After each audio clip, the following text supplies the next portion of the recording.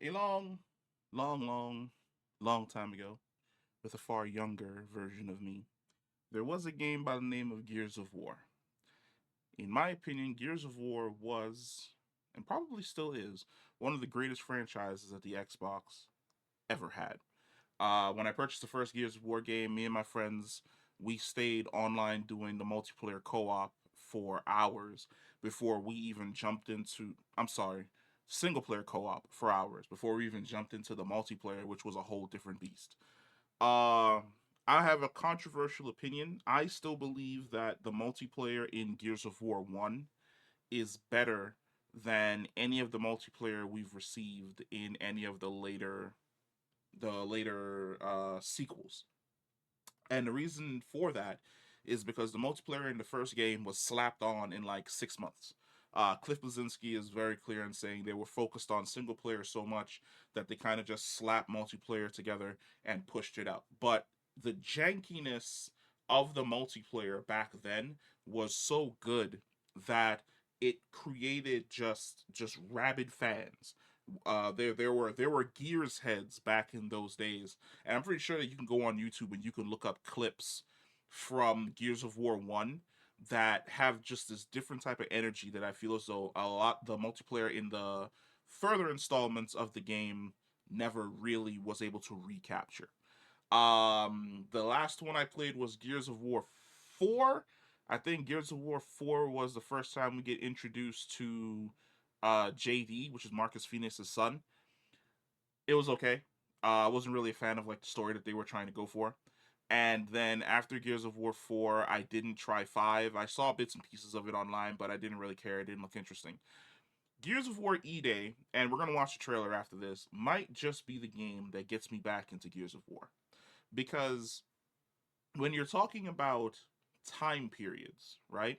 E Day had to have been, or literally was, the most chaotic moment in the history of Ceres, I believe is the name of the planet, where for the first time ever, these soldiers who literally just finished fighting a whole war for emulsion suddenly woke up one day and there were just monsters running around everywhere.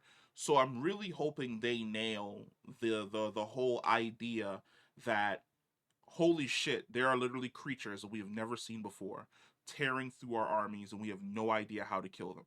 Because you have to understand that there are creatures like the Berserker that have just like bulletproof skin that none of their weapons would probably work on. Back then, I don't think the Hammer of Dawn was even a thing. So it's going to be interesting to see how exactly they choose to tackle all of these new creatures and these new threats they've never seen before, and then also the horror element of these creatures just popping out of the ground, grabbing people and dragging them underground to either turn into slaves, eat as food, or just straight up kill. But we're gonna jump into the trailer. We're gonna see what's up, and then we're gonna give our thoughts. We're gonna give our thoughts after.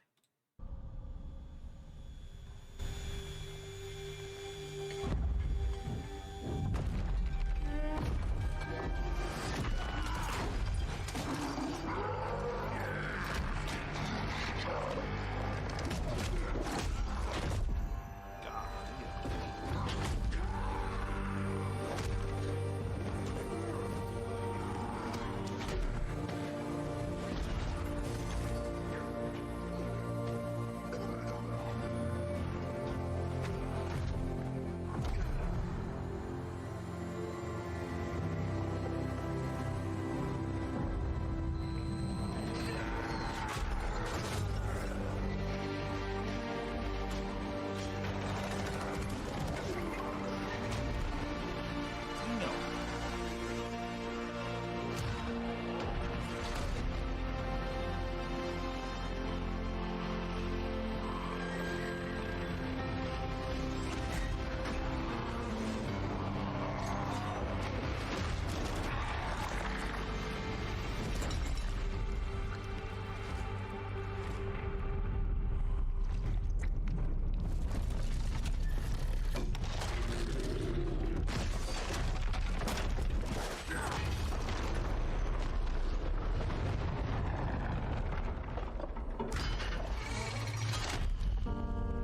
Is that Dom? Oh man.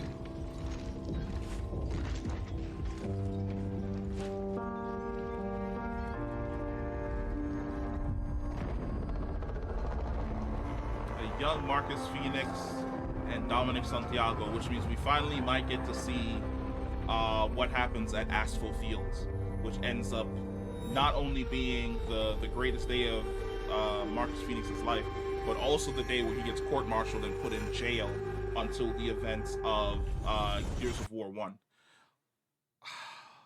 I'm excited. If you can't tell, I'm excited. It's I am one of those people that I don't ever fully give up on a fandom or a franchise. I just wait until I feel as though they start doing dope and great shit again.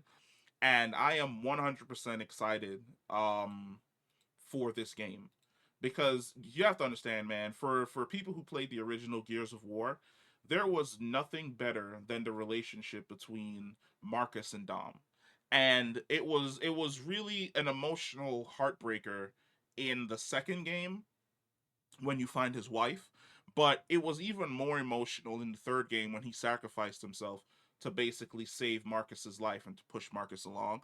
For those people who've never played, because you're younger, so back then you probably weren't even interested in playing on like an Xbox, something along those lines. For those of you who've never played the first three Gears of War games, go and play those games. The atmosphere, the feel, the story that is essentially being told is all fantastic and great.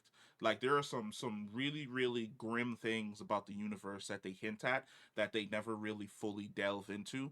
But oh my god, it's great to see this game. I'm coming back. Like I said, JD and all the new cast of characters, I really didn't care for them or care enough to invest learning about their story, especially in the fifth game. I didn't really care.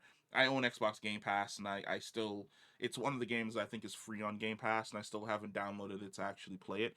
But giving me Marcus and Dom during the events of E Day, yeah, I'm 100% there for it. But let me know what you guys think about Gears of War E Day. Whether or not you're an old head like me and you're going to be playing it for nostalgia reasons, or if you've never played the Gears franchise before and this is just something you're interested in, comment down below. Let me know, and I'll catch you in the next one. Peace.